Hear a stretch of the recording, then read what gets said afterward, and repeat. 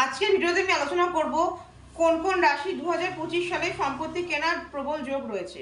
বৃষ রাশি, সারা বছর ধরে রাহু চতুর্থ স্থানে থাকায় বৃষ রাশির জাতক ও জাতিকারা জমি, বাড়ি, ফ্ল্যাট কেনার একটা প্রবল সম্ভাবনা রয়েছে।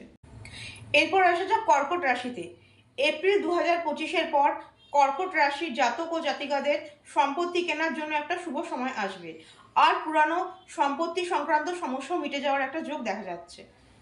কন্যা রাশির জাতক ও জাতিকাদের 2025 সালের মধ্যভাগ অর্থাৎ এপ্রিল ও নভেম্বর মাসের মধ্যে ভাগ্য ও কর্মোন্নতির পাশাপাশি জমি ও ফ্ল্যাট কেনার একটা যোগ দেখা দিচ্ছে, আর ভাড়া বাড়ি থেকে আপনারা নিজস্ব বাড়িতেও স্থানান্তরিত হবেন।